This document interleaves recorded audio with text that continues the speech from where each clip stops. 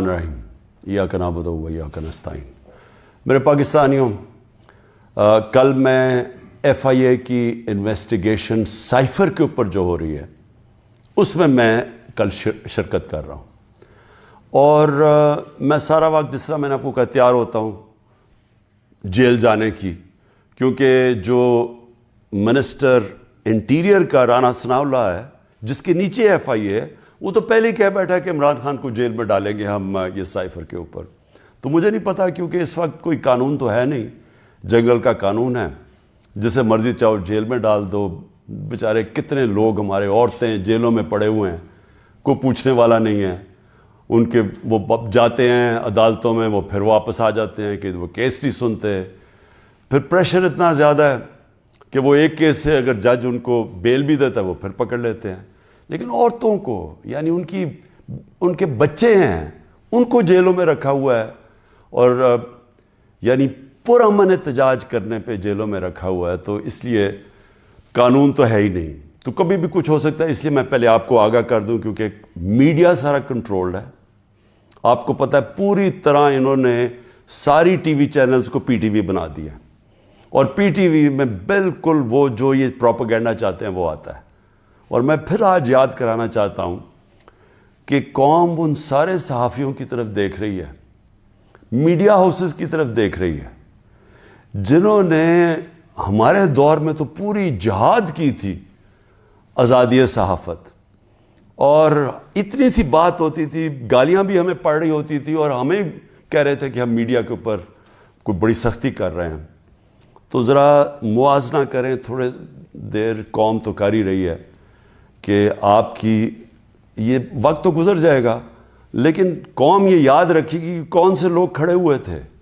वो इमरान रियाज को याद रखेगी ये सारी कौम, कि वो कम से कम अपने मौक़िफ़ पे खड़ा रहा।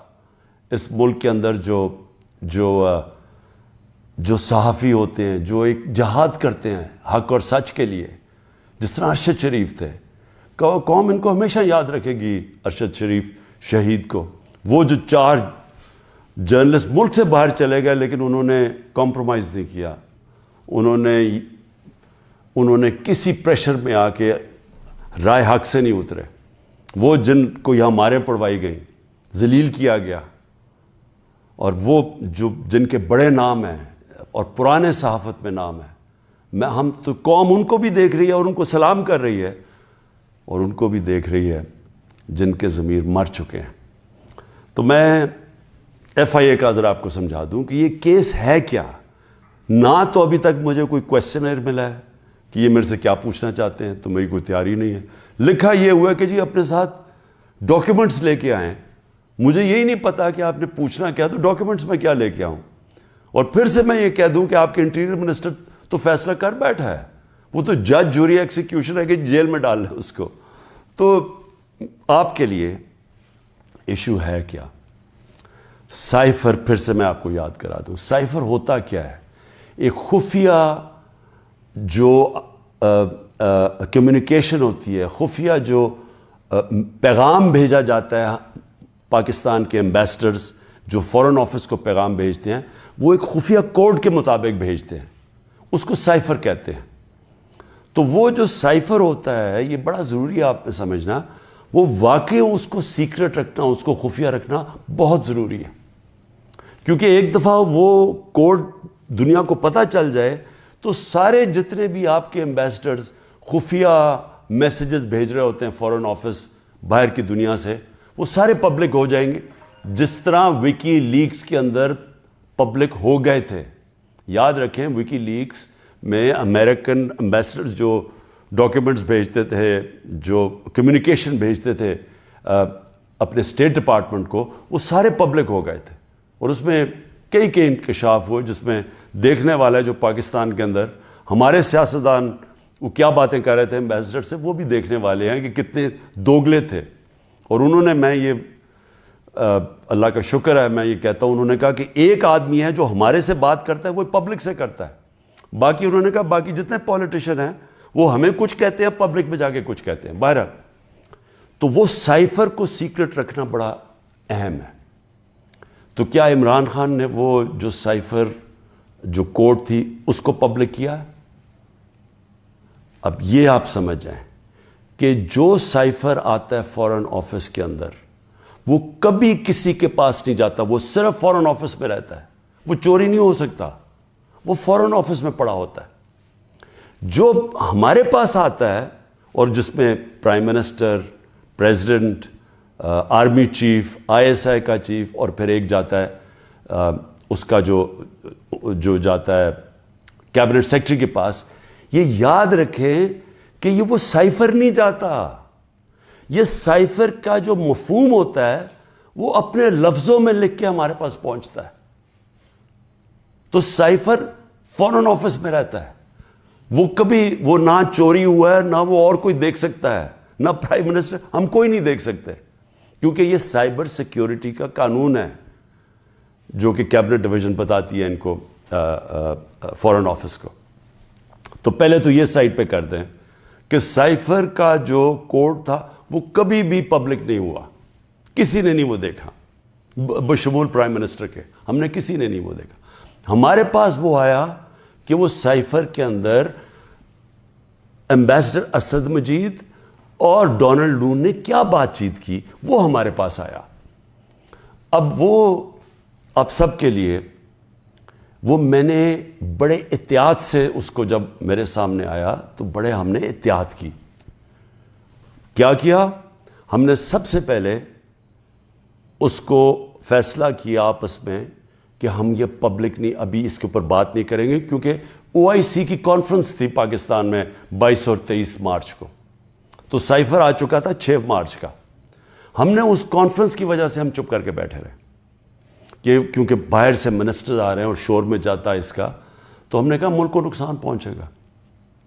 حالانکہ جو سائفر کے اندر چیزیں ہیں وہ میں آپ کو بتاؤں, اس سے بڑا نقصان ملک کو کیا پہنچنا تھا کہ پوری سازش ہوئی گورنمنٹ گرانے کی, رجیم چینج کی.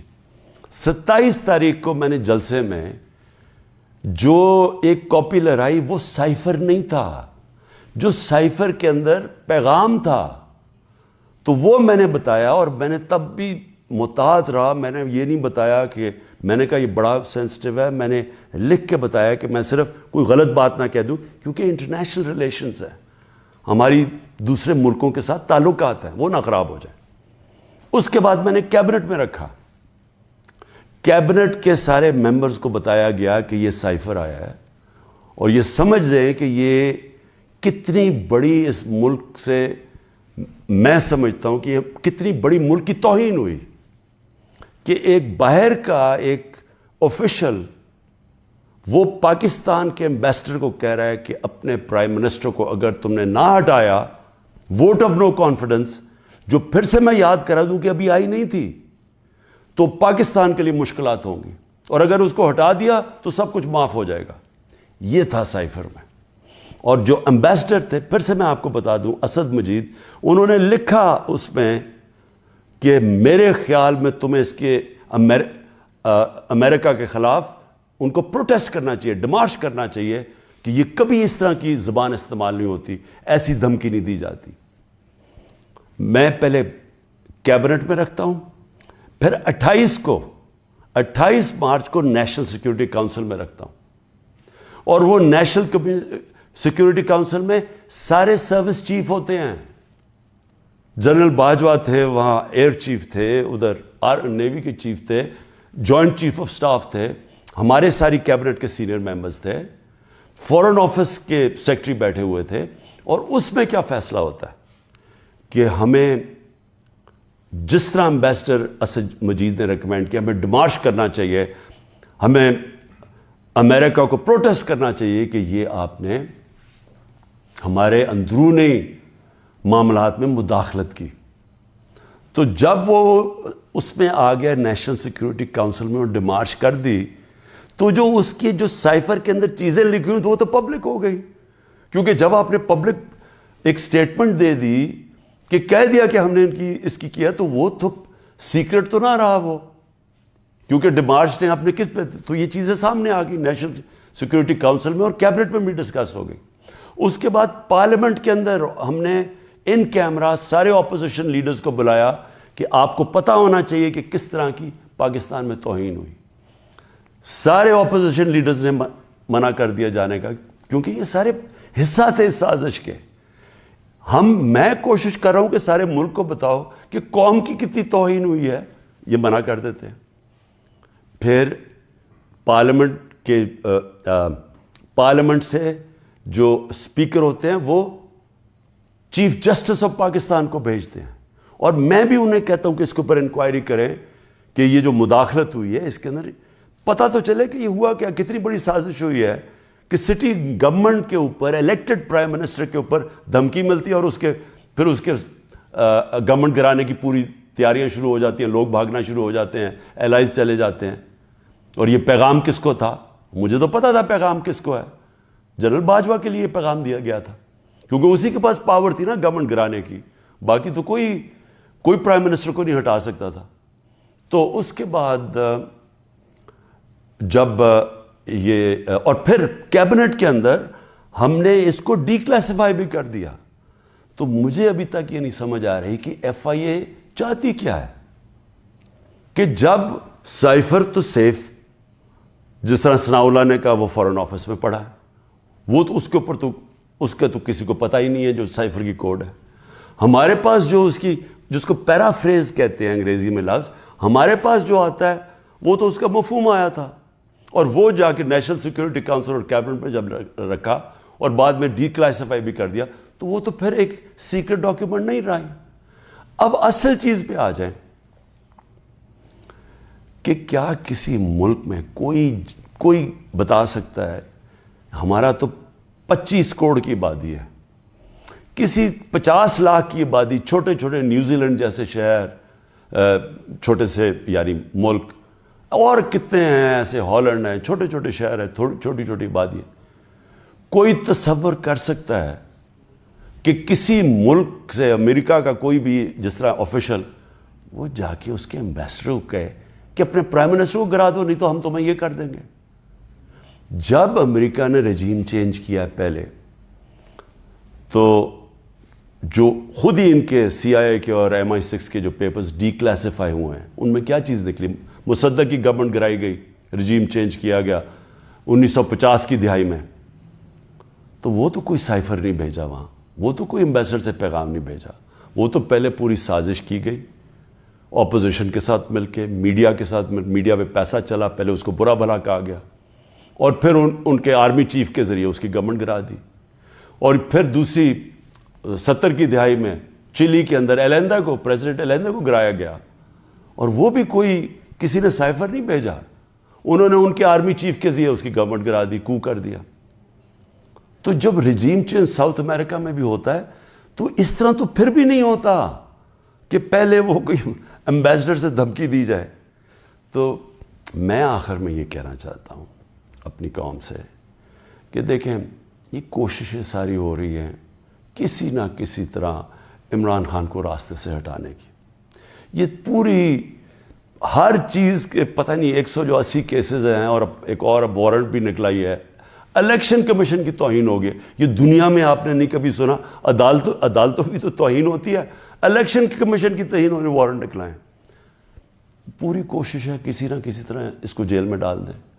میں کھڑا ہوں, جیل کے لیے بھی تیار ہوں, لیکن قوم کو میں یہ بتا دوں کہ میں انشاءاللہ ہر کیس کا ثابت کروں گا اسی ملک میں بیٹھ کے کہ ہر کیس انہوں نے جعلی بنایا ہے, بوگس بنایا ہے, اور ہر کیس جب عدالت میں جائے گا, جب سنا جائے گا, کوئی جج بھی سزا نہیں دے سکتا پورا کیس سن کے, کیونکہ یہ سارے جعلی کیسز ہیں. اور اس کا مقصد اس ملک میں انصاف نہیں لانا, اس ملک میں انصاف کی قبر کھودنی ہے, تاکہ کسی طرح جنگل کا قانون جو طاقتور ہے وہ کسی طرح اس ملک کی جمہوریت بھی ختم کر دے, وہ طاقتور اس ملک کی عوام کی آواز ختم کر دے, وہ اس ملک کی سب سے بڑی پارٹی کو کسی طرح ختم کر دے, اور کسی نہ کسی طرح یہ چوروں کا ٹولہ جو 30 سال سے ملک کو لوٹ رہا ہے, کسی نہ کسی طرح اس کو پھر اوپر بٹھا دے. یہ ہے ساری گیم. پاکستان زندہ باد.